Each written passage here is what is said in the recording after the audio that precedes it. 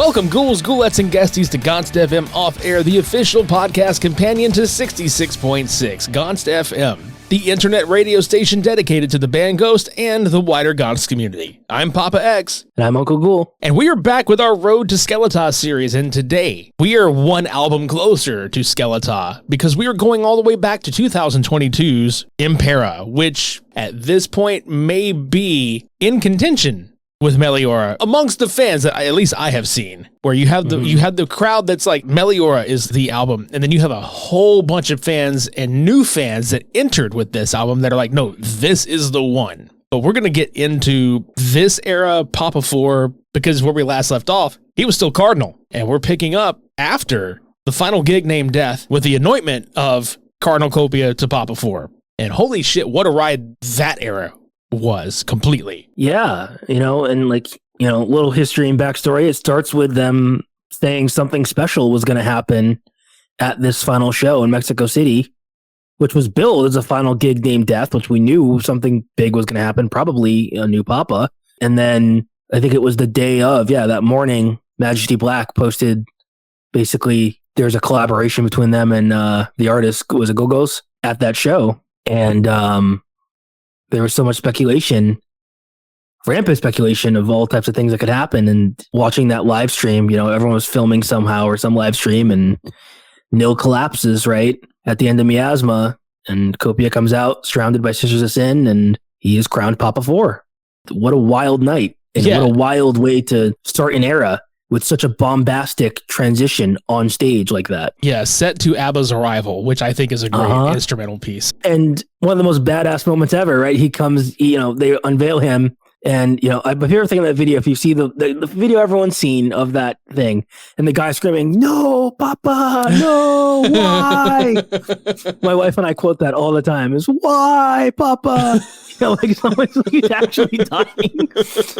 And then, he gets the incense burner, and right in the Conclave Candio, it just really set a tone. Yeah, and if anybody out there hasn't seen that video, please go check it out and then come back here, because whenever I tell you, I have never heard a more raucous crowd to that song in any venue on any of their tours. Like, I get goosebumps thinking about it because it was so fucking metal as shit, man. Like, it really was.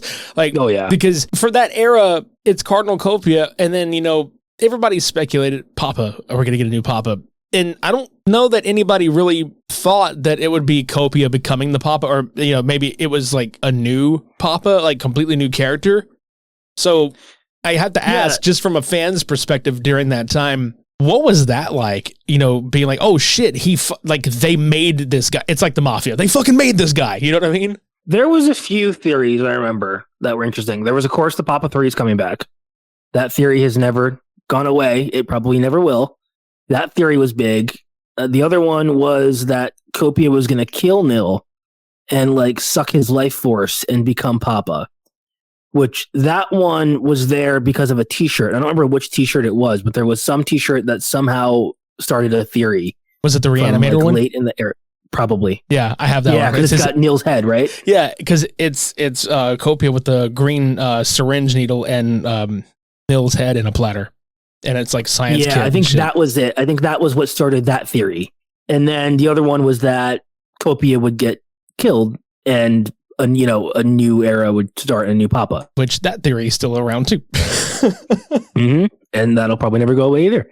But it was interesting because it was just kind of, I remember I was watching on a live stream in a Facebook group, and it went out. The signal got interrupted right in the moment, and it came back right when the nuns had surrounded him. And I was like, did he die? Is this a funeral? I was trying to figure out what is happening, and everyone's freaking out. And I just remember the reveal happens, and everyone was like, is that Copia?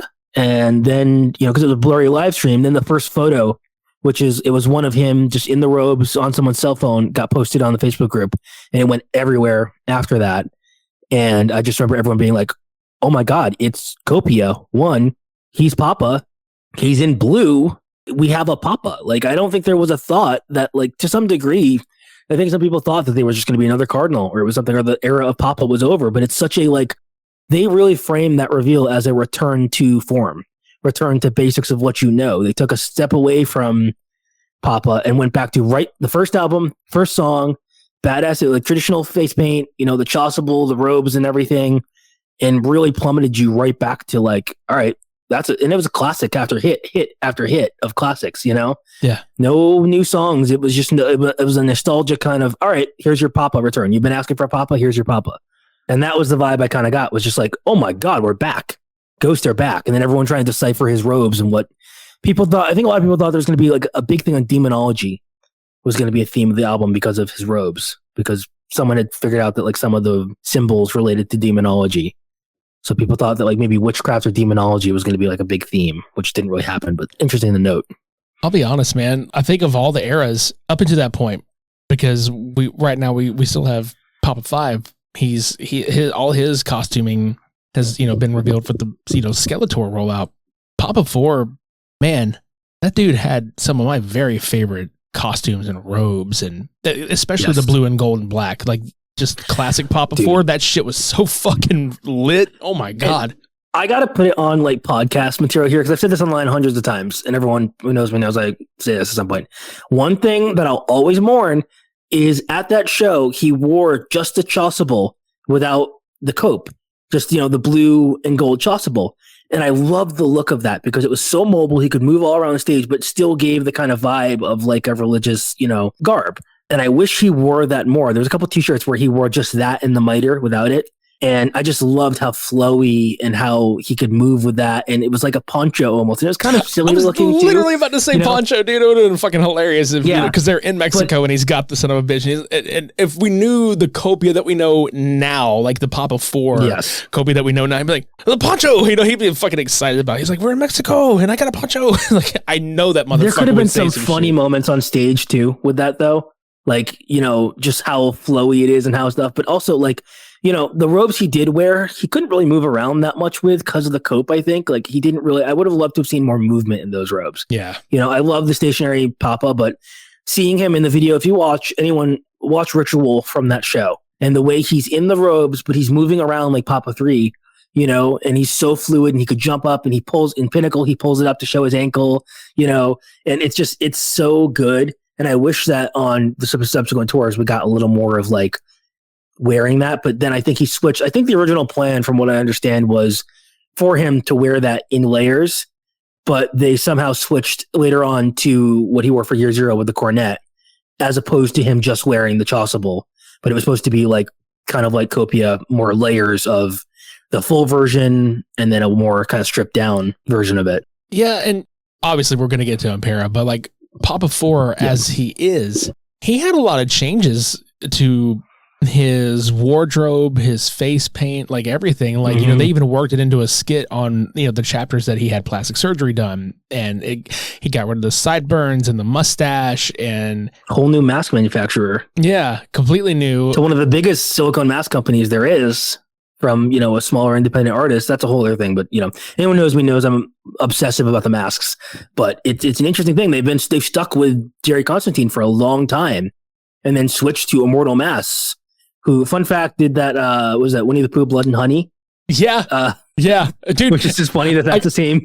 I got to tell you, unironically, decent horror movie. It was, I checked it out. It was pretty fucking great. Is the second one out? Yeah.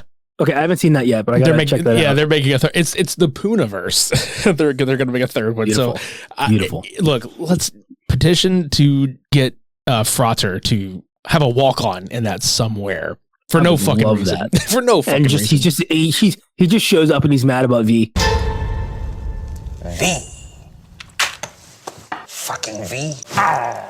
Like, there's no reason for him to be there. He just scratches to be like, I know it isn't the same universe, but I gotta complain. Like, it's just a vent session. He walks on fucking V, and then Piglet walks by Winnie, and Winnie the Pooh just looks like, oh, bother P. Oh, bother P.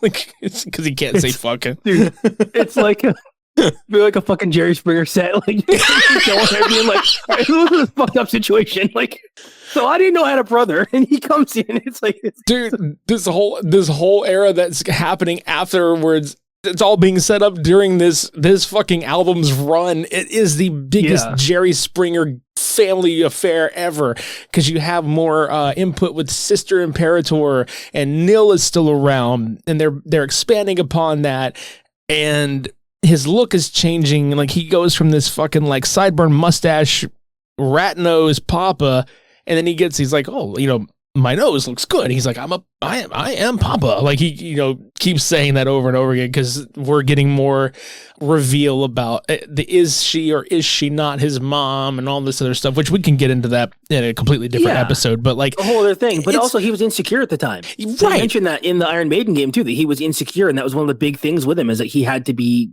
kind of convinced that he was Papa and his place in that. And that reflects on the album too, I think, a little bit. Yeah. Even though the album and the lore isn't connected, I always got to make that distinction, but there is a bit of like, you can get that vibe of like overcompensating almost with like sometimes with, the grandness of it to make up for the character, or not make up, but Yeah, for sure. Because Impera, again, this is a theme rolling with every album we've talked about so far. Every album gets bigger and bigger and bigger, and the scope gets wider and larger.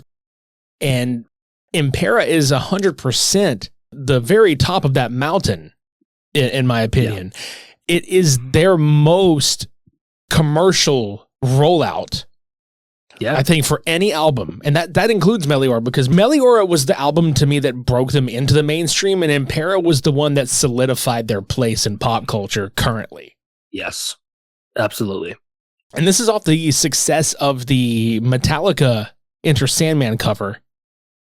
And that being the last of Ludwig Kinberg's contributions to the rhythm section in the studio, we move along to people that he still works with now, because he's working with Opeth's guitarist on this album. And this goes to show you how he chooses his musicians, because the drummer, which I have a lot of fucking fun facts to drop about this recording session. Yeah. The drums, I mean. So yes, Richard, a.k.a. Hux Nettermom, is the drummer on the studio version of Impera. The dude is primarily known for playing like big band jazz kind of shit. And he's really good. He plays traditional grip, much like Rick Allen, when Rick Allen still had his left arm, was a traditional grip drummer in a heavy metal band, which I think is the coolest fucking shit. But there is... Have you seen that guy, Grayson Recruitman? Dude, I'm telling you right now, that is a dude that I was like, please get him to play on Skeletá. That would be so fucking cool. Because he's another traditional metal drummer. He's playing... he does both. Like, who the fuck is he playing? Isn't he playing with like... He's played with so many people. Well, I mean, he just like made a tour debut, like as I think it might have been Sepultura or like a band that. Yeah, he was with them. Is it with him? Okay. Because Jay Weinberg left to do... Like, there was like a switch between Slipknot, Sepultura, and Suicidal Tendencies. That's where right. All their drummers switched. Because he played with Suicidal Tendencies, and then he went to them, and Jay Weinberg was in all three. So like they switched, and the drummer, what's his name? The new one. Yeah, I feel bad. I can't remember either because I've seen his videos on YouTube. He's a monster. Eloy. That's it. Yeah. Yep. He went fellow bald guy. Yep. And he went to Slipknot, and they kind of did a 3-way switch around with their drummers. I remember memes about that. So right. But anyways, back on track. Yeah, Hux, dude. So the drum kit, and you can actually find this picture. Out there on the Instagram. So the drum kit that they used for this album, I have. This is where my criticism is going to come in for this album. Me too. I think we agree. I'm huge on acoustic drums on a rock album. This is a hybrid drum set. The only actual acoustic drums on this album are the enormous amount of cascading, no bottom heads on them toms. Phil Collins style. Yeah, using Evans' red hydraulic heads, which are fucking amazing, by the way. I love them. Same. And the hi-hats are actual cymbal hi-hats. Everything else, the bass drum, the snare drum, and the cymbals, every other cymbal, electronic, completely electronic, which blew my fucking mind. But you can actually tell. Like if you know what to listen for, you can tell, because the snare drum's velocity is kind of like the same the whole way through on a lot of shit. The bass drum is not as boomy in production, and that's because they're using double bass licks on this record. It's very clicky almost. It is. Yeah. The thing that gets me, and I point this out to everyone, I pointed it out to my wife, and now everyone's pointed out to it has not been able to hear it. The ride cymbal. Yes, the ride cymbal is so it's the giveaway. Isolated. Yeah. Every time, especially in Kaiserion and a couple other songs. Like I was listening to it today because I listened to it before this, and I was just like, honestly, like I don't ever mean to sound too negative, but it pulls me out of the album a lot when I hear that ride cymbal, and I'm just like, oh, this would be so much better if it wasn't like that. Same. Production wise, this album for me does veer its head into the too polished section to that, where it's like the life of human, like error and humanness gets kind of ripped out. So I always prefer the live versions on some of these songs, just because you don't get that super isolated sound where it just feels like, almost sounds like programmed drums. It is a human playing it, but it sounds like, if you've heard demos of like programmed drums, and it's that distinctive, you can never get that bleed of cymbals and everything. And that makes it feel like there's a drummer in a room. Right. And that sometimes it's not fully there. There's something off. It's almost uncanny valley-ish about that. And I get why they did it, because it is because of that technique, and it's easier to track and move it quicker that way. And I'm sure it's the sound they wanted, and it gives you that polished, super clean sound. Absolutely. But for my own personal taste, it's like I always prefer a little more rawness. Same here. We say all this to say that while it tonally might take us out, I don't think it kills the songwriting and the execution. Oh, absolutely not. So would you like to just hop right into this thing? I would love to. I do want to say, before we get in, just one more thing about when I went into this album with lower expectations, simply because I was like, one, how can you top Perkel? Because Perkel is amazing. And then two, I was like, I've talked about it last time. I was like, with the lawsuit lyrics and everything, I was like, I'm still going to love Ghost even if I don't love this album. But I was like, I can't build this up too high in my head. And then I heard the first single, and I've been saying for years before this that I wanted Ghost to go full 80s hair metal, because I love Van Halen. I love Def Leppard. I love all those bands. I loved Kiss growing up. That was what I wanted, was like spooky. And I remember saying I wanted to be like Absolution, Square Hammer meets like hair metal. And I got exactly what I wanted. And like, as we're getting into this, I just got to say it up front. I love this album for a while, and it's changed since then just because like the excitement wore off. But I was saying it was my favorite album that they've released, and it hasn't shifted too much since then. Oh, it's so fucking fantastic. And to bounce off of the bands that you loved, I specifically remember, and you'll remember this compilation too, the Monsters of Rock compilation. Yeah. Yep. See, that stayed in constant rotation for me growing up. So I was listening to Rat and Winger and Alice Cooper. Alice Cooper's Poison was on that compilation too, which a lot of people have been like, dude, a Ghost cover of Poison would be the shit. And I don't disagree. $1 Billion Babies. Yeah, dude. Would be another one. That would be really cool. Yeah. But yeah, like all that music. And then obviously like we grew up on like Slippery When Wet and, those fucking types of albums. This is Bon Jovi, if you will. It's like, it's fucking great. This is Satanic Sunset Strip. That's it, dude. It's that like, and it hits a nostalgia bone, especially for me, just because I grew up on so many of those bands. I tell people all the time, I was a huge Kiss fan. I got into Ghost through Kiss, theatrical 80s rock, right? Yeah. And I would go see Kiss, and they'd have Def Leppard opening with them, or touring with them, or Motley Crue, or whoever it is, of that era, Poison. I've seen all of these bands with them from just going to see Kiss and, loving those bands too. But, that whole era of like big 80s excess, theatrical, glam, androgynous rock and roll, tight pants, it's good shit, bright man. colors. It's cheesy, but in the best possible way. Absolutely. And so we open the album with, and I'm not counting these as the same track. I'm just saying like they are one and the same to me, because you almost cannot, it's kind of how Perispera and Infestissimum are. You cannot have that opening track without the follow-up song, after it. So you have Imperium, which I think is a really great building opening track. The marching snare drum and the slowly building guitar lead, which we'll get into once we get to the back half of this album. But this album is legitimately meant to be played on a loop because you can do that, and it goes back and forth because it ends how it begins. Which is one of my favorite techniques in records of all time, but especially with this, it's like, what a perfect opening that sets up the mood with those beautiful dueling guitars, great little melody there, great riff. It's simple. There's not much going on, but it absolutely sets the mood and sets the tone and brings you right into the first track, the first proper track. Which is Kaisarion, which was Tobias's choice for the single. But the studio was... I see why. Yeah, but the label was like, we liked Cerise. We should probably do a song like Cerise. Yep. They flopped that whole... That was a mistake. Like... Yeah, dude. Because it really does, like, we'll get into it, but I do think that releasing Call Me Little Sunshine gives you kind of I love that track, and I'll talk about it when we get there, but it does give you this kind of, like, misrepresentation of what you're going to get on the rest of the album. Yep. You know?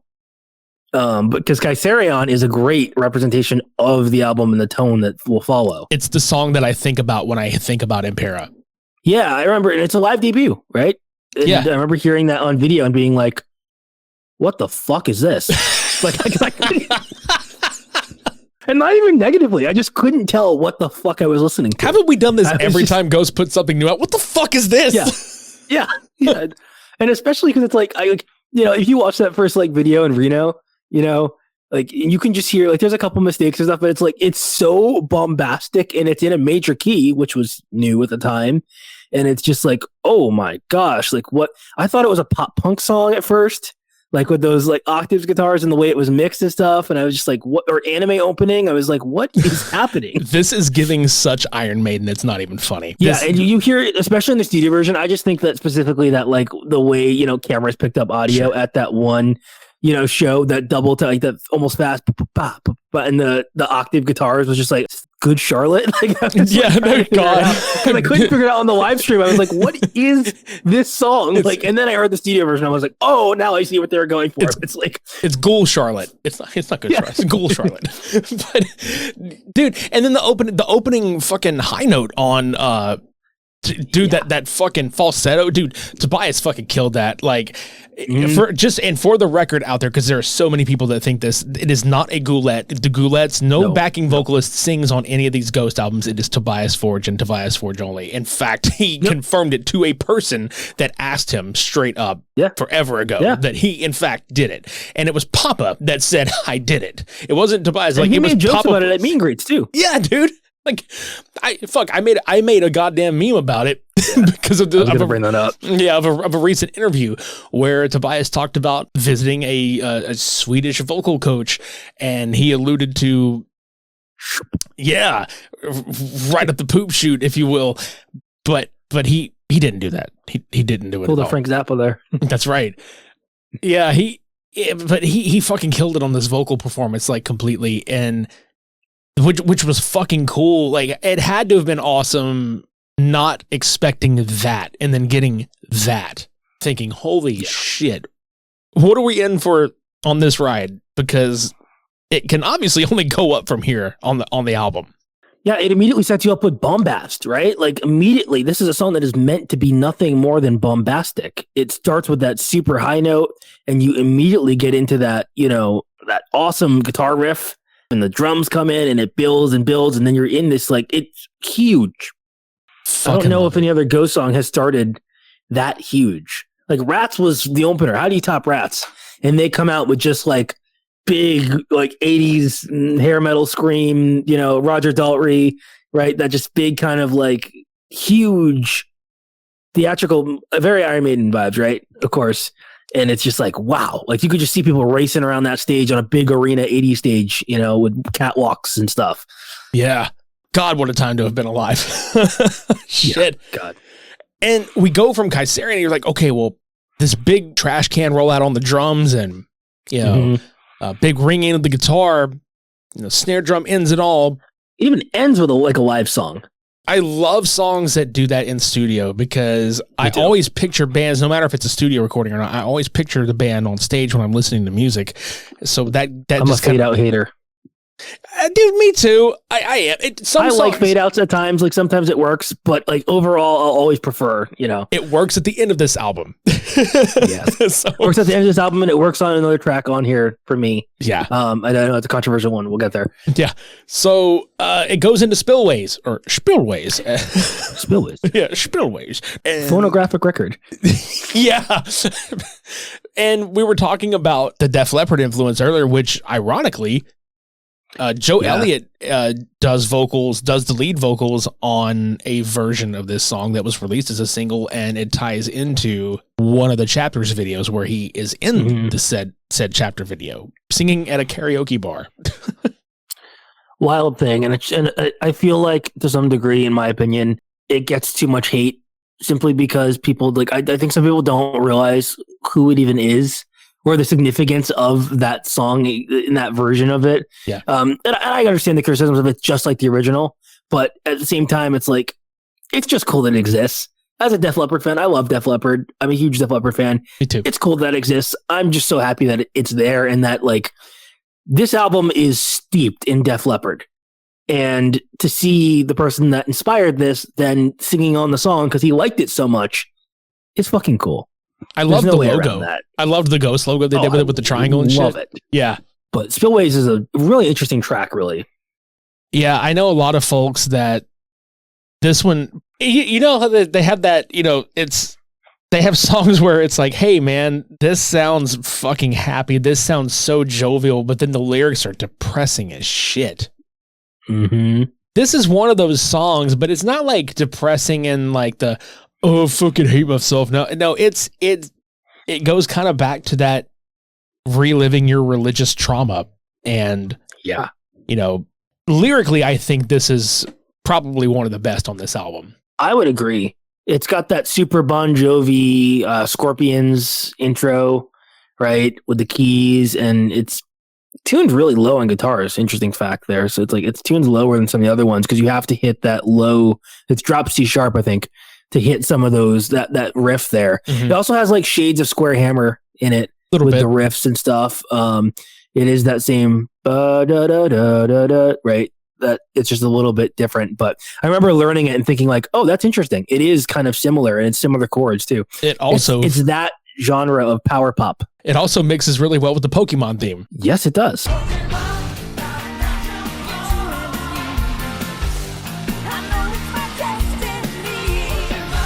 And what's funny? What's the Bon Jovi song? I don't know why I can't think of the name. Runaway. Runaway, yeah. Yeah, Runaway. When I saw them in 2022, they played that over the loudspeakers before the show started, just in the playlist, and people thought it was Spillways. Exactly. In my section. That's so funny. Because it's the first song that I think about when I hear Spillways is Runaway by Bon Jovi. Yeah. Spillways is a great song all around. I think it is. Of the singles that came from this one. If they sat you down and they were like, okay, here's Call Me a Little Sunshine, here's Spillways, I would pick Spillways 100% because to me, it is the most, that song is the actual most accessible track from Impera.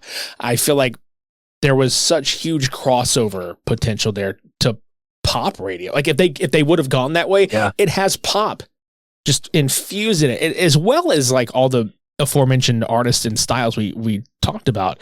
It is 100% a pop song, but very well done and heavy enough. Yeah, it's very ABBA, right? It's very that Swedish songwriter, which is another thing. Swedish songwriters, they are phenomenal, right? Max Martin, all those, if you think about good pop writing and everything, it's coming from Sweden. If you think of that big hooky pop music, that's where it's coming from, and this is that school of songwriting. Is that hooky, poppy, melodic, catchy, stuck in your head, progressive. This is not, we talk about pop music, and I think some people think of bubblegum pop or sometimes more modern pop on the radio where it's just by the note, it's a track and someone singing lyrics over it. But pop music can be phenomenal and even more, in depth than some of the most proggiest prog metal. It can be amazing songwriting wise. And this is one of those songs where it's constantly moving. The key changes all the time, And then this one, the way it ends, and you're like, okay, well, what's next? And then it's Call Me a Little Sunshine. And I'm saying this just because I feel like we have this conversation where it's an album of a collection of songs versus an album that flows well. I think, once I've gotten here in the album, it starts feeling like there's sections that flow well and not necessarily the entire thing, which it's not a bad thing. It's just I have gotten used to listen to Ghost with Meliora and then Prequel, where both of those albums I feel like flow extremely well track to track to track to track. This one has like spots that flow well together. Yeah, I agree. Call Me Little Sunshine is a great song for me. I love this song, but I don't know how well it fits on this album. And it does work on this album to some degree, but it's a good song, but I almost feel like it would work better on an earlier album. It's almost out of place with its broodingness and darkness after such a, and I guess that could be a good traditional piece, but it's almost like an odd duck on the album to where it's like, okay, cool. It could have been like a track on, I don't know, maybe Infestus Mom or Meliora, and it would have been a like track that's like, yeah, that's a good one that's on there, but it wouldn't have been a standout track on the album. Yeah. It would have been one of those other ones that was there, just even riffing wise, but it's one of those songs where it's like, okay, we really kind of take a break from the 80s hair metal thing, and we just go for kind of like doomy riffs and, old school Ghost to a degree, Yeah. Until we get to that chorus, but it is interesting. I like the layout though, as far as the chorus melody. I think it's very well done. Like, as much as Spillways is the most accessible, like Call Me Little Sunshine is and it was the radio single on this album. Yeah. And the only critique I have with Call Me Little Sunshine, and this is kind of a hot take controversial one, is I feel like sometimes drumming wise there's too much going on. Yeah, dude. With some of the fills. Like, it's just, there's so many fills and stuff that they're almost like, okay, even like, I don't know if it had to accent that you will never walk alone every single time, where it's just like, or we're coming out of that first verse and there's that big tom fill. Yeah. It's like, it almost like gets you out of that. Like, it's 80s hair metal drumming in a song that's like more kind of vibey, Yeah, I enjoyed it after the bridge where it was boom, you will never, like, just that real straight driving beat, because it allows the vocal melody to stand out more. Yeah, because it kind of hits you in the face, and it gives you that huge in your face Broadway metal, big theatricalness. But this song is really steeped in old school Ghost sound. It's like if someone, you ever see those videos of like how to write an old school Ghost song? Yeah, that people do on YouTube. It's like that, right? Those kind of like, it's an ominous riff. It's slow. It's talking about the occult and Satan and Mephistopheles and all this stuff lyrically. It's just it's the devil song on the album. It's the dark spooky occult rock song, and it works for that. But this album is not that. So it's sometimes to me it's like, okay, that's a weird choice to be on there. Yeah, and it's crazy because like the song that we're about to roll into, I actually feel like it doesn't belong here. And not only okay, so before I get my head bitten off, I don't feel like Hunter's Moon belongs on here simply for the fact that it was written as a single for the Halloween Kills soundtrack, and there was a different version recorded with Ludwig Kinberg, and I actually prefer that version to this one. Yeah, I mean, the song is interesting because it's like, trying to gather my thoughts on it, but it's good song, but it has an identity crisis to me. And it feels like they maybe were influenced by, like, this album is interesting because sometimes I feel like this album doesn't know what it wants to be. If it wants to be a hair metal theatrical production album, or if it wants to be something a little more progressive, proggy, and spooky. And so to jump to those like Latin vocals over this, kind of like really poppy chorus is like, it's just so many shifts in the songs that I don't want to jump ahead at all, but I think already the new album, from what I've heard of the singles, does that same concept kind of even better. Like they've kind of mastered that now, especially with Satanized. But it's like, I don't know, this song is like, parts of it fit on the album, but it's such a standalone track that it's like, okay. Yeah, because the original is more orchestral driven and more stabby with certain spots. Hell, like the guitar lead in the chorus of Hunter's Moon isn't even there. Like in the Halloween Kills cut, it's sort of there, but it's not there. Like it's played differently. And I know with this one, they were trying purposefully to they were trying to make it more proggy, to fit with the vibe of the rest of this record. And it sounds like they had written Kaiserion and then went back and redid this one, which I don't know if that's the case at all, but it feels inspired by that same type of, like, the backing vocals are similar to the backing vocals in Kaiserion. The progginess of it is there. It feels influenced by Impera, at least, more so than the original version, which feels more influenced by, like, a progression from Prequel to me. Yeah, that's kind of the bridge I was thinking too. Because, I mean, you had, like, the people that worked on Prequel working on the song originally, and then you have, like, Nettermom's drumming on this one, which he did fantastically. And I think in the production, as far as, like, if you're going to include it on this album, you have to re-record it and you have to make it match. You have to match the tonal qualities and you have to match the instruments and stuff. However, that being said, I like both versions. I prefer the film version over this version. Me too.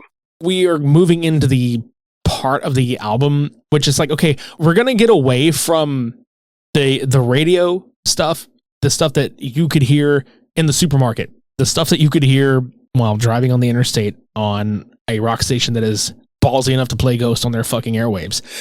And we're moving into the back half of this album with one of my favorite tracks, Watcher in the Sky. And this one, I feel like, does not get nearly the amount of love that it should. At least it didn't at first. I knew people that were like, oh, this song sucks. And I'm like, fuck you, man. This song fucking rips. This song, to me, is a total callback to Meliora, and in the best way possible.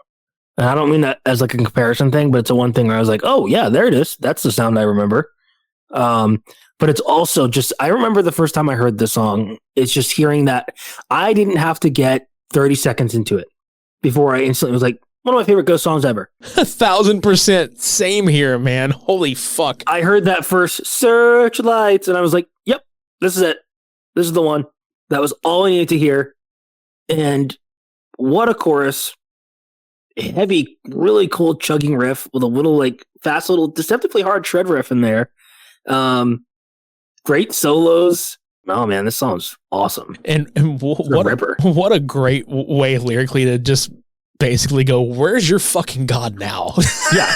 Like, seriously, dude. Like, it's literally so condescending, It's like, it's like, but in the best way possible. It's just like, yeah, you keep fucking looking. Yeah. You keep looking. Like, you're never gonna. It almost feels like the ending of it mocks it, where it just keeps going and going, because I know why, but it almost makes it feel like that search will never fucking end. Like, you're never gonna find it. Like, right. You can try and justify to the ends of the earth. I saw this. This means it's real. This is that.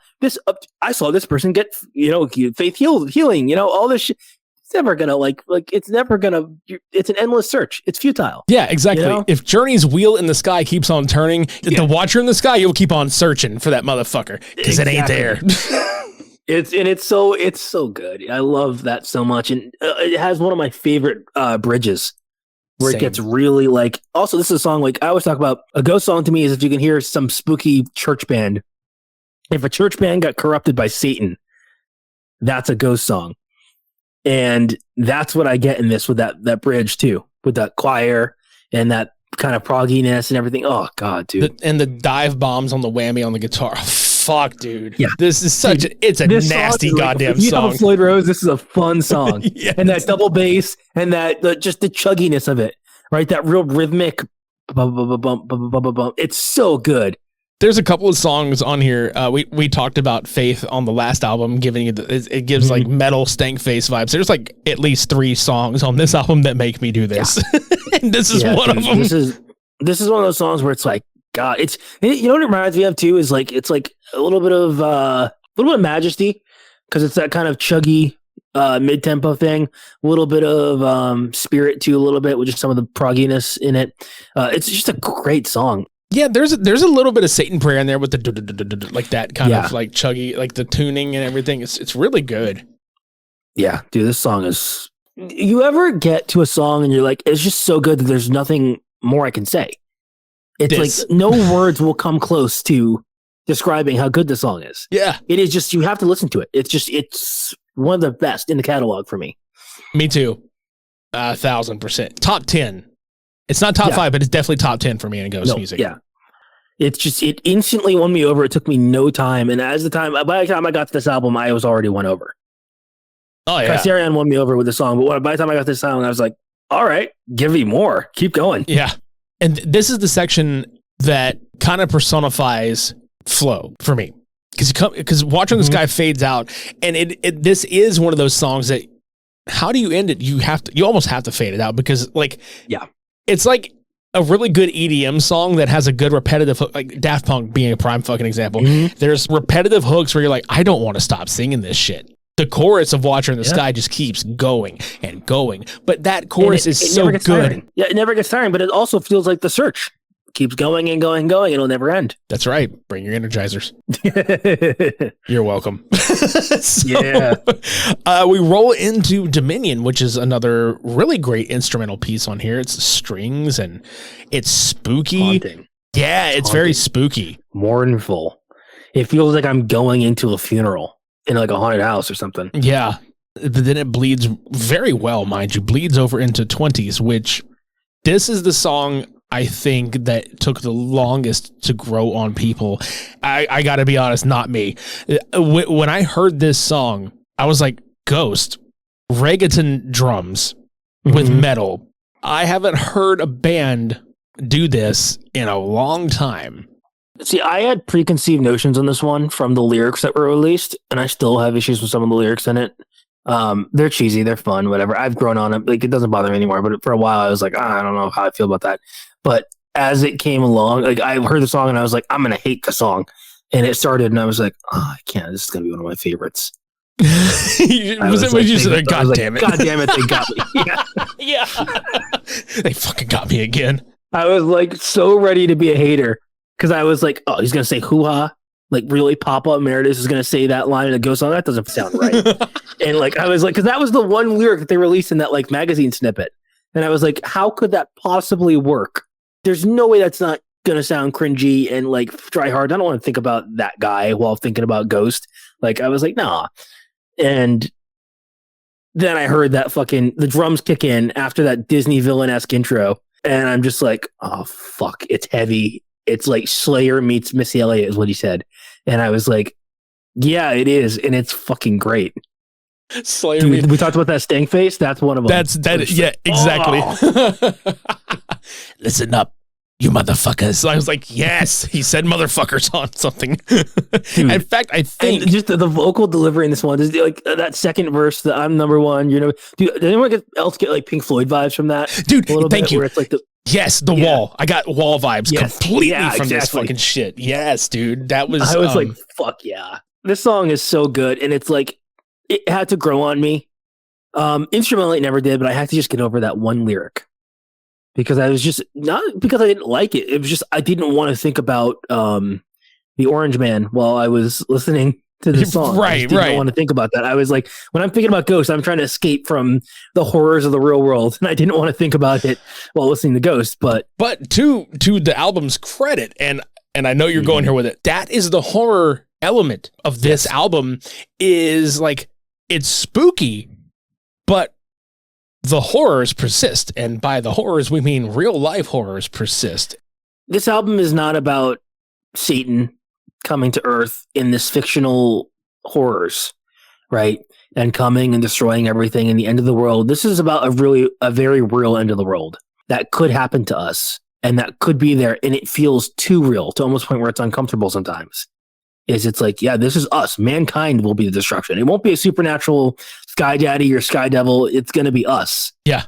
What I was getting to with the Pink Floyd thing earlier, though, it's in the flesh meets the thin ice meets waiting for the worms, and it's all off of the wall, and that that's the vibe I got. It's like he shifts into the dictator character that he's talking about. Yes, you know. And which is something that Pink Floyd did all the time, where there are these characters and there's this, you know, theatricality to this of like different voices and different things, right? You know, and it reminds me of that. It's like I could hear Roger Waters delivering that, dude. Classic. And for anybody out there that is listening to this and is thinking, what a comparison! I will have you know, every fucking metalhead that I have ever spoken to and played shows with in my entire life loves Pink Floyd. And Pink Floyd is one of the, believe this or not, one of the biggest influences on progressive heavy metal bands. and Ghost, right? I mean, they would do Pink Floyd before Cerise, right? Yep. They would do that little that riff from Shine On Crazy Diamond, and I think there's a couple other references and stuff too that he's mentioned before. Yeah. But yeah, I'm sure it was intentional. And we move out of 20s into what I think is an unjustly hated on track. Darkness at the Heart of My Love. And I think the reason a lot of people kind of shit on this one is because it doesn't sound like a typical Ghost song. In fact, there's like electronic elements in here that are very upfront and prevalent, and finger snaps and, you know, stuff like that. Ironically enough, juxtaposed to the lyrics, it was the song that was our first dance at our wedding. The reason being the lyrics don't match because it was a bad omen there, which we could talk about, but it was simply that we were thinking of a bunch of songs and we were just like, does anyone, when you think about that moment, make you feel emotional? And that one came on in the playlist and we were just like, yeah, that's it. We'll have to ignore the darker connotation to the lyrics, but it was just too, like, the moment just in the flow and everything worked too well. And it's, you know, we met through Ghost. So it just kind of, you know, fit perfectly. Yeah. You know? The melody's great. So I have a special spot. Yeah, I was gonna say the melody's fantastic. It is, you know, on the surface, if you're not paying attention to the lyrics and you're just probably a casual rock and roll listener, just kind of stumbles upon this song and doesn't pay attention to the lyrics. It is a quintessential power ballad. But there's something darker there, which is what's so cool about it. Yeah, absolutely. The song in question deals with the church offering you like all this shit. You know, it's like, oh no, you'll be saved. You'll be this. We can give you this. We can offer you all of this shit. But it's such a fucked up. I think about every time I hear this song, I think about the fucking Joel Osteen mega church and just how fucking disgusting that shit is to me, dude. Or it's like just Jim like, Jones or any of those like culty or oh god, dude, or like any you know, those televangelists. I think of we talked about Journey earlier. I think in Wheel and Sky, their keyboard player and his wife. You know, she's the spiritual advisor to the current president. I can't even say his name, but like, there's videos of him like playing "Don't Stop Believing" at televangelist like conferences and stuff. Like, that's a whole other thing. But like, that whole saga is interesting. If anyone wants to look into the Journey saga, that's a fun one. But it reminds me of those people. Like, I can just see that, you know, in my head. This is like Cerise or and yeah, there's a bunch of Ghost songs that are in this kind of genre, which is like love song, but you think more about it, it's not at all, you know. It's like Life Eternal is another one that people use for like romantic love song. Ghosts don't really have, I mean, I guess maybe Mariana Cross, but they don't really have a set just love song to where there is always some type of darker thing behind it, to where it's like there's some degree of like can also be interpreted as a spooky kind of ominous thing on it, you know. Darkness at the Heart of My Love is just so fucking like it's beautiful fucking music, and then just so sinister at the heart of it. Like, it's and beautiful lyrics too, you know. It's like if you tune that out, like there are some beautiful lines in there, but then it's like, oh yeah, it's the exact opposite of the Stank Face. Oh, where we're just like, oh god. You can't think too much about it, and it's like, okay, yeah, that's real. Hey, fuck megachurches. Everyone knows that, but just had to PSA. say it, like, any chance I can get. PSA, fuck megachurch. That's kind of the overall message there. Yeah. Yeah. And then moving over into Griftwood. Can I just say, total Van Halen opening riff. I don't care what anybody says. That is to me, that is a very talking about love. That's exactly the song that I was going to reference. It's if you took Ain't Talking About Love and put it in a minor key, basically. Yeah, it's not exactly, but it's that same type of picked arpeggio with, you know, flanger or, you know, or phaser, where it's at. And then the verses, it's a little bit of like Def Leppard and AC/DC, because Angus Young. AC/DC is what I was going to say. Yeah, AC/DC, because Angus Young does this. He does this in a few of their songs. And honestly, some of those are my favorites. Like there's a song they did on their 1985 album, Fly on the Wall, called Sink the Pink. And he does this thing where he takes octave notes and he finger plucks them at the same time, but he does it very like staccato. So it's it's literally what's happening in the verses of Griftwood on the guitar. That I think he does it on part of Touch Too Much too. I think there's a part in there. Yes, sir. There's a couple songs where he does that, and it instantly makes me think of them. Yeah. But the melody while that is happening, you know, the suffering for the Lord is not an easy thing. That's Joe Elliott almost again coming back, you know, and it's fun. It's weirdly fun for, once again, a fucked up basis for what it's about. This is one of my favorite songs in the entire Ghost catalog. I'm going to say that, getting that out there. I can't. This is not a song you're going to hear me say anything negative about.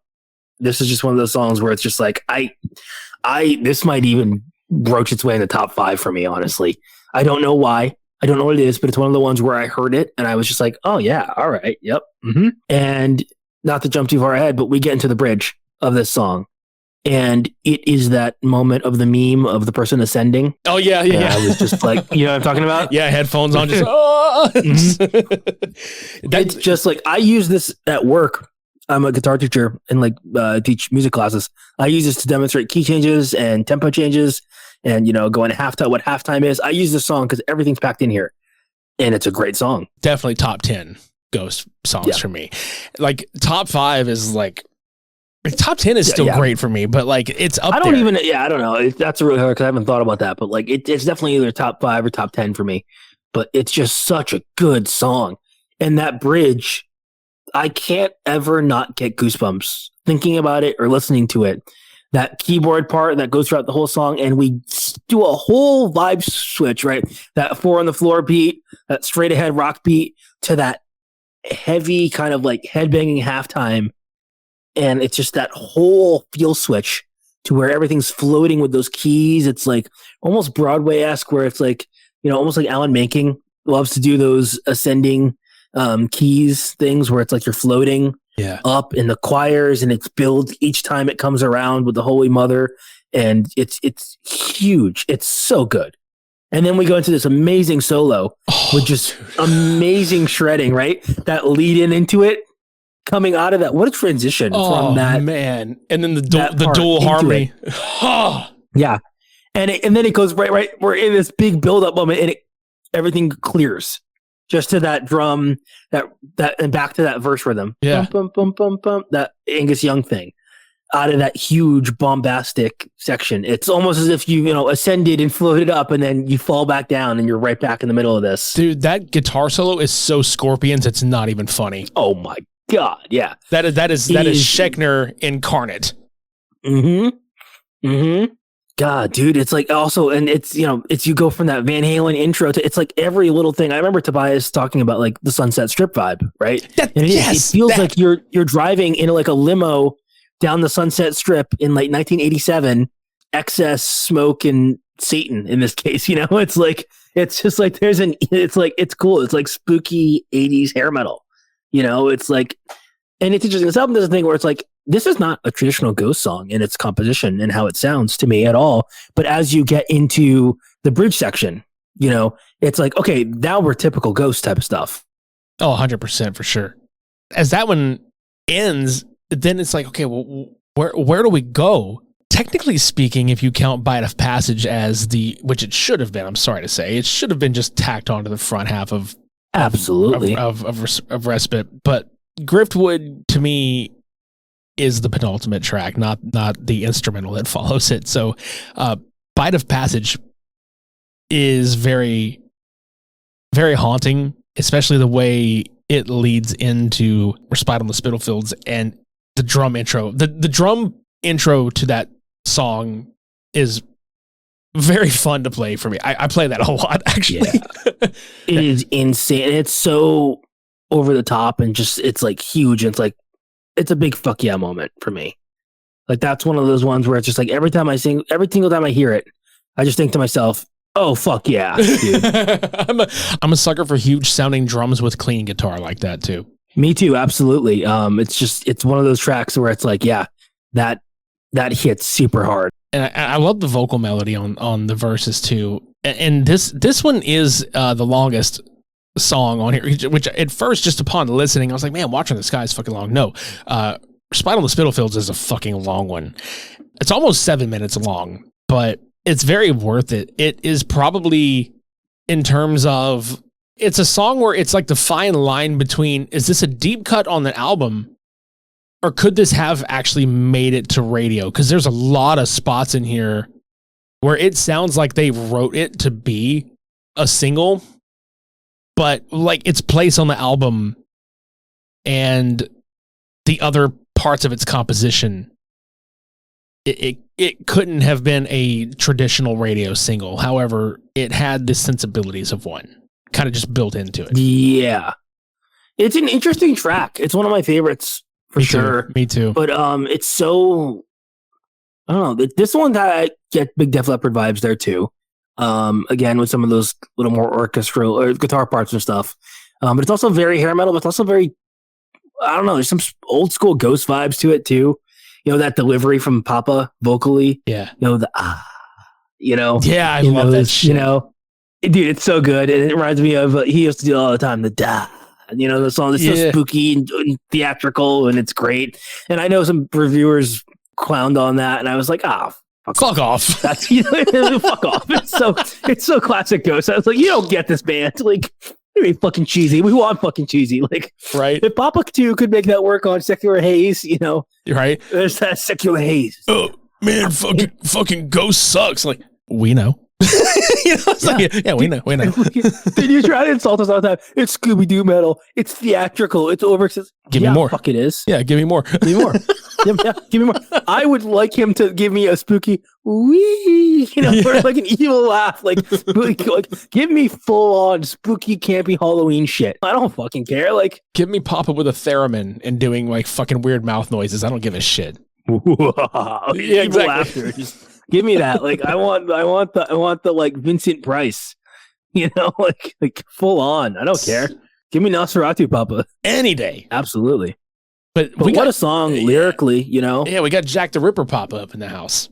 Yes, and we're talking about, you know, this just fear that people have, right? Of, you know, he could come back anytime, you know, and being afraid to do things. It's an interesting concept to end an album on.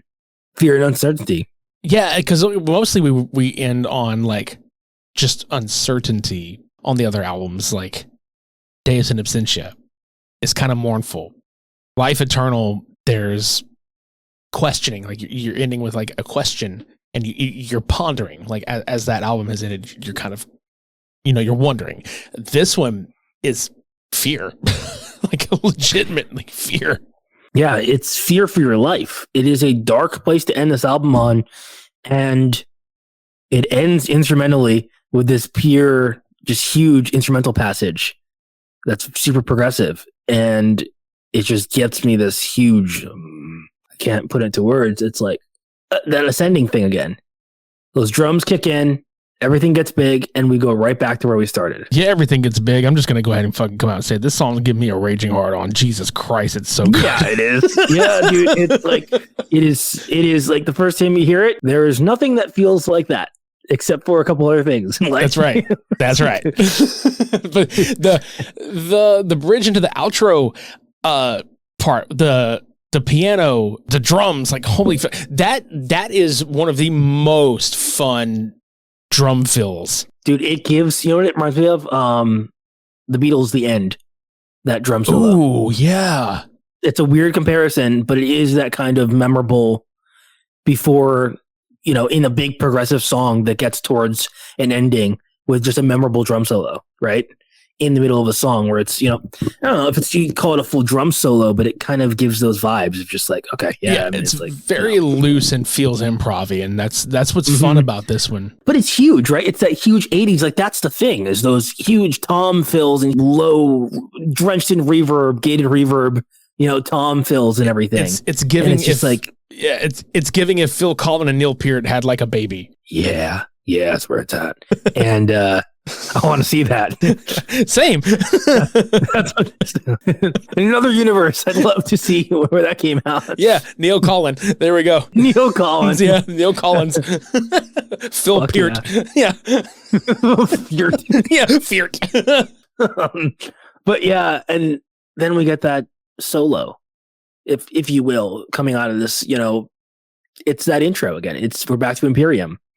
But this time, it's elevated with a full band behind it. And it's both mournful and maybe a little bit of hope there towards, you know, This album is about the rise and fall of empires, and the empire has fallen. Again, it feels, or maybe it's being built, or a new one's being built, but there's this kind of uncertainty to that too. Of any kind of, empire will rise and will fall, and on the ashes of one. I almost feel like Imperium's one empire has just fallen, another one's being built. Yeah. This time, this one's been built, has fallen, and the next one's waiting to be built. There's that hope of promise and uncertainty, Yeah, and that kind of gives with the way that you can play this album on a loop, is because it's a sign that history repeats itself. Everything is cyclical, as he would say. Yes. And it's true. And this album is. It's we start in the same spot where we end it. We've had this journey. We've seen the dictator come to power. We've seen the suffering it causes upon people. And at the end of the day, we've seen the destruction of it and the fear, but there's still this tinge of, it's like, the first time we hear Imperium, it's like ready to charge into battle. Everything is big and you have this confidence, but now it's a warning sign. It's kind of a remembrance. It's like, you see, in like pirate media, weird comparison here, but you see, the skeletons a lot of times, and they're wearing, they're around the treasure that they've searched so long for. And it's, they never got to do anything with it. It's this kind of thing of like, you search for so long for whatever it is, power or wealth. Most of the time, it's just wasting your time and your life, and you'll always end up back in this same spot. It's a sad kind of mournful reminder. This album as a whole, like we kept bringing that up earlier. Is it a collection of songs, or does it flow? Because while I agree that I think the theme for this one is kind of clear, and individually I believe the songs have their own kind of, no pun intended, chapters in that story, and it doesn't feel like maybe like one or two songs belong here. Mm-hmm. And if you're looking thematically, like if you really want to like look at it thematically, Hunter's Moon can be taken out completely. Yep. And I hate to say it, I love this song, but I think also Darkness at the Heart of My Love could be taken out. Mm-hmm. You really have to stretch to make the whole thematic thing work here. That's what I'm saying. We really did kind of end after Raquel with the thematic storyline. And as we get into, next time we talk Skeletá, again, the thematic thing is kind of gone of an overarching story in their individual songs that have a kind of loose theme of, human emotions and human feelings. Right. Same thing here. It's very loose. Yeah, because like I think their entire catalog up until now has more thematic elements that tie together than this one, as it's in the sum of its parts. You know what I mean? Yeah, it's just kind of this is not a concept album. None of them are really concept albums. I know people really put a lot of weight into the lore of the albums and the stories of the albums, and I get that. This one really doesn't have it. No, and most of the time when I say like the flow of an album, I mean like musically speaking, like it flows pretty well. Like this one is, yeah. If we're talking in terms of that, it's very much a collection of songs, in my opinion, and I might get shot for that. I agree. But well, we're both getting shot together. I don't have as much. I think the difference between this album and Prequel for me is just that like so many of these songs are so uplifting bangers that I could throw this on in the background at any time and have a great time with this album. Yeah. Oh, same There's here. never a time where I'm not in the mood for this album.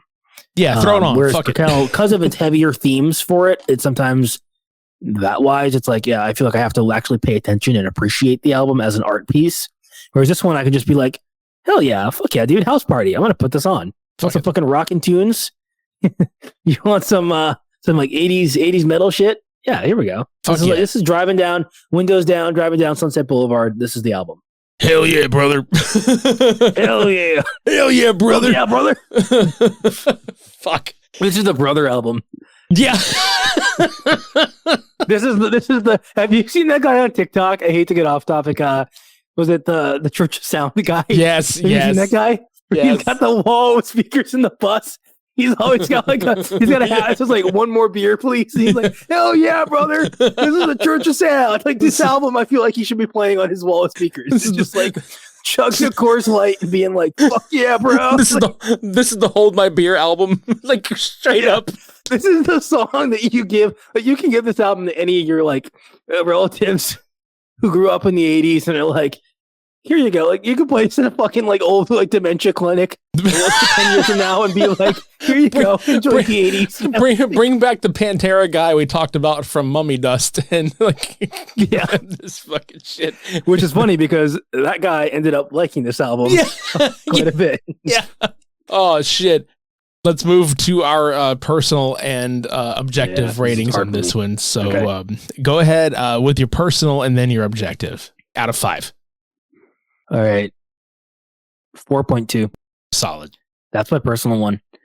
I want to even give it higher, but I feel like I can't just because of everything we talked about. But as far as personal enjoyment, I never get tired of this album. It's so good. It's a fun time. I'm a sucker for hair metal. I am. I could put on, any 80s hair metal album. I could put on Van Halen 1 anytime and have a great time with it. I can put on, Hysteria anytime and have a great time with it. This album is right up there with it for me. I could put this album on anytime and have a great time with it. I don't have to think hard about it. I don't have to, dissect it. It's just a great album that's fun and makes me want to just jump around and headbang. So for that, 4.2, 4.3, something in there. Like, objectively speaking, though, the production is an issue for me, and so is the drum things we talked about and stuff, and also the collection of songsness of it. So I have to give it 3.5. We are so close. It's not even funny. Yeah, we are so close. It's not even funny. Where you at? Okay, so like personally, I give it like a 4.25. That's like a good 4.25 for personally, because like I feel the same way about it. Where of all the Ghost albums, as much as I love Freak Out, I can throw this one on. As much as I love Opus, because I love Opus so fucking much, but I can throw Impera on and just drive in my car because I love listening to music while I drive in the car. In fact, I leave my house just to listen to music in my fucking car. So I can throw this on and just go. I don't give a fuck where the road takes me. I will listen to this album until it ends and I'll fucking start it over again. I don't care. That's a 4.25 for me. Objectively speaking. Fuck yeah, brother. Yeah, fuck yeah, bro. Fuck yeah, brother. So, objectively speaking, the drum production on this one is a major issue with me just because I can hear it. I know a lot of people out there be like, I don't hear it. Dude, look, trust me. You're a drummer. I've played drums for 32 years of my life. I'm not too far behind you. Yeah, I'm 39 years old. I have literally played since I was a kid. So I hear it. I hear it all the time. I hear it in many productions. Is it that big of a deal to the naked ear? No. Is it that big of a deal to me? Yes. Objectively speaking, from an engineer standpoint, from a musician standpoint, from I can tell a big fucking difference standpoint, this is a 3 for me. Like, it's a solid 3. Objectively, it's not even just the drums. It is also a collection of songs. I could take or leave of like, not that they suck, but what I'm saying is, as far as flow, I could take or leave a couple of them. I think Hunter's Moon does not belong on here. I am hard stance on that one, but this album's not cohesive like Perkel, where there's a full story and it makes sense. This is a collection of songs that you want to put on and have a rage or do, but that's it. Fuck yeah, but that's okay. That's all it's got to be. Grab your best guesty and a couple of beers, and probably more than a couple beers, because I think by the time Watcher in the Sky rolls around, you're going to be fucking drunk. So, hell yeah, brother. Hell yeah, brother. It's like, what's it like?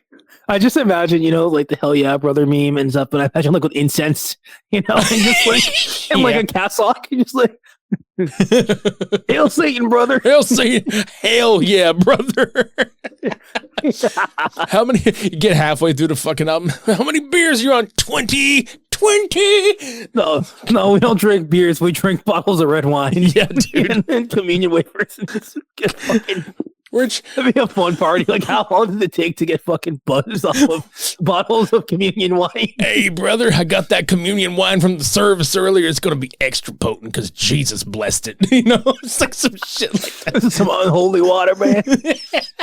This that Christ cool. I got to just throw this out here. I saw this meme once. It was like, if a pope drives a Zamboni over an ice rink, does it make it like holy ice? Or does he have to do like the Catholic gang sign thing? Or is it like have to be like great, dude? Ice so nice they blessed it twice. God damn. So great, dude. No, Impera, phenomenal fucking record of just in rock music in general, man. It's not even just for Ghost. I think with the state of everybody like at the time, like, oh, rock is dead. You know, they always fucking say rock is dead. I'm like, dude, it's not dead. No musical genre is ever really dead. It's just kind of in its own corner and being enjoyed by the people that enjoy it. Impera is an excellent modern rock record. End of story. Yep, and you can put it up there with the classics, and it'll hold its own. It's great. And that is a huge testament to the songwriting of Tobias Forge and the people that he chooses to work with. Absolutely. I always say this, and I posted this when this album came out. We give so much credit to Tobias Forge, and he absolutely deserves it. But also everyone who worked on this album, because there's a lot of phenomenal collaborators on this album who did phenomenal work and shaped the sound, shaped the vibe, and shaped how this album came out. And, you know, from Max Gron to, you know, all the other collaborators to, you know, to Hux to, you know, Friedrich, everyone who worked on this. Yeah, and I would love to get into like a series eventually of this or just an episode of this one day, but we've gone this entire series, and we'll get into it whenever we talk about Skeletá a little bit as well. But Zbigniew Bielak, dude, like what a fucking tremendous artist. Killing it. Not just with Ghost, dude, but this guy is killing it in anything he touches. Like I have seen a few of his art pieces come out for other bands, like Imperial Triumphant's most recent record came out, and he fucking knocked it out of the park on that one. And Impera, dude, it's always a hard toss up between Prequel and Impera as far as my two favorites that he did for Ghost. Yeah, it's a beautiful art. It's so perfect, and this. We talk about this a lot, but there's an identity, a brand, a stamp to these works that works so well. And this is one of those ones where it's like, I don't know, man. I can't say enough good things visually about this too, you know, and how well it fits the album. It gives you that huge city, like if you fold the whole thing out, because it's a wide picture, it gives you this big like scope, which matches the scope that this album was going for. So this will lead into next time we talk.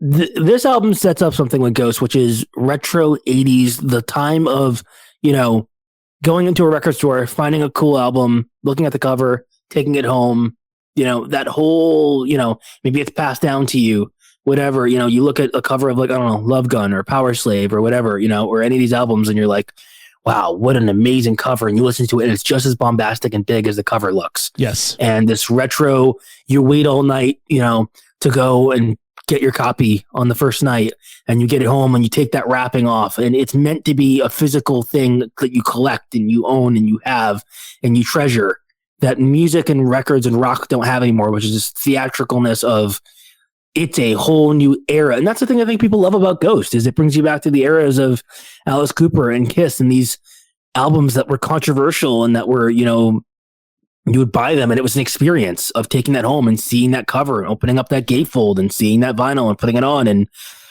you know, hearing that first bombastic note and just being in a whole new world and seeing those costumes. You open the album up and you see Papa and the Ghouls, and it is a whole it's a whole experience. Yeah, it's a vibe. It is. So you guys are listening to this episode on Sunday the 20th. It's 420. It's Easter. How fucking great that Easter fell on 420 this year. Holy shit. Fuck yeah. Fuck yeah, brother. Fuck yeah, brother. So we will not be back on the 27th. We will actually be back on Sunday, May the 4th. So also May the 4th be with you, which is actually fucking hysterical considering this guy is a huge Star Wars nerd. So we will be back. Yeah. So we will be back Sunday, May the 4th. That way you all can hear Skeletá and take it in for an entire week and a couple of days before we actually come back to discuss it, because I don't want to listen to this album and give my 48-hour response. I would love to sit with this and just deep dive it personally for a week and get super familiar with the songs, because I know we're going to be talking about this just as much as we've talked about the last 3 albums and then Impera. So you guys are going to have a whole week to digest this, and then we will be back on Sunday, May 4th. Absolutely. For past, present, and future episodes of GonstFM Off Air, you can subscribe to us on Apple Podcasts, Spotify, or YouTube. You can leave a rating and review on Apple Podcasts. You can leave a rating and leave comments on individual episodes on Spotify. And if you're listening to this episode on YouTube, please consider subscribing to our channel, clicking the bell for notifications for future episodes, leaving a like on the video, or leaving a comment down below. Any engagement helps. And if you would like to follow myself or Uncle Ghoul on social media, or if you'd like to join the Facebook groups Ghost Cosplay or the official GonstFM Facebook group GonstFam, all of this can be found in our show notes below. And so, our dearest Gonslings, that brings this week's episode to a close. Some of you we will see in Internet Land, and the rest of you we will see in GonstFam. Take care of yourselves, and remember, until next time, in Gonst, we trotst. I'm Papa X. I'm Uncle Ghoul. We'll catch you next time.